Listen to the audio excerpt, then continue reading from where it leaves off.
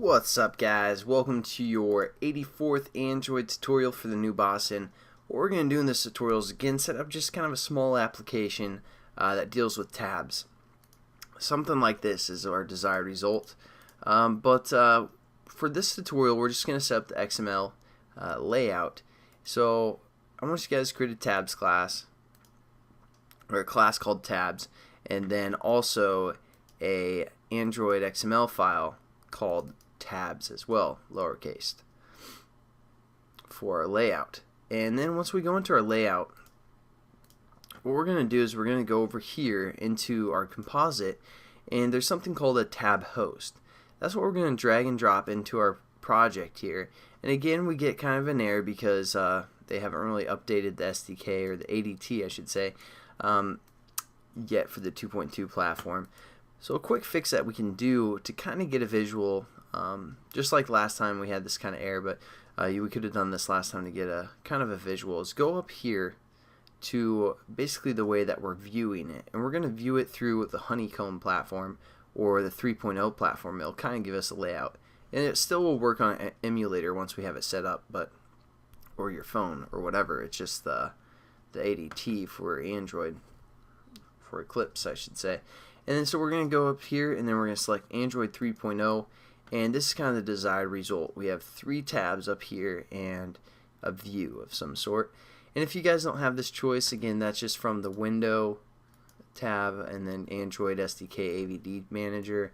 Go to Available Packages, Android Repository, and then select the 3.0 platform and install it. Pretty simple. Then you can have that option right there. So let's go into it and see what is important here with the TabHost and how it works. Basically what we have is firstly, we're just going to start within the smallest little brackets here. We have a frame layout, and again the frame layout allows us to draw on top of each other. So what we're going to do, well, first let's just kind of describe everything. Frame layout is going to hold our 3 tabs, or even more if you guys want to put more tabs. It has 3 linear layouts. Right now none of those linear layouts have anything within them, and we also have a tab widget that kind of holds that all. We have this tab widget right here which kind of aligns all of our tabs in a row of some sort. So that's what that is. And then we have a linear layout here that kind of holds everything together, which is organized by this thing called a TabHost. So the TabHost basically controls everything and organizes it. And I'll show you guys, you'll learn more about what the TabHost is in Java when we get there. But let's kind of set up these tabs that have something, just so we know what we're working with here. So we're going to go into the graphical view. We're going to say, for right here, we're just going to lay out 2 buttons and a text view. Nothing awesome for the most part. Mainly this tutorial is again about the tabs. So here we have, here we have the 2 buttons and the text view that we laid out. And as you can see, that's within our first tab, this first linear layout.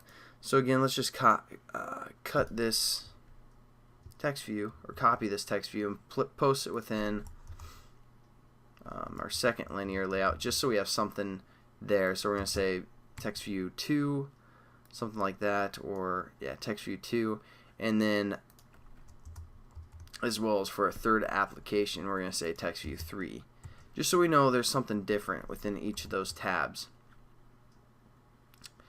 And oops, I didn't put that one within the layout here. So, and now what's going to happen, or first let's kind of set up these buttons, and then I'll show you guys what problems we're having.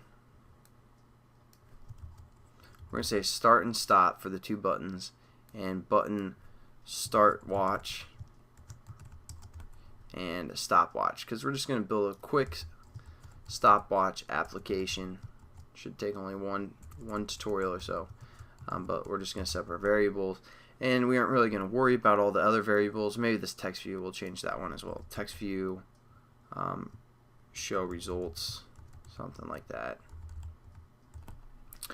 And basically all the other IDs we aren't going to really worry about, but it is pretty critical. I guess we have one more ID that we have to worry about, sorry. But there is something that's pretty important here that we want to make sure is the same every time you guys do a TabHost type of deal, or if we are coding this all by ourselves, just like at the beginning of the series where we would.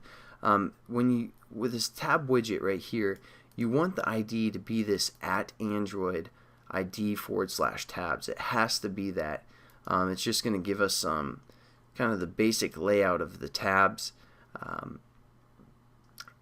when we go into Java. So you guys want to make sure that that ID is referenced by the tabs, and also the frame layout, as you can see here, is referenced by the tab content @Android ID tab content. And then for our tab host, we're actually going to change this one.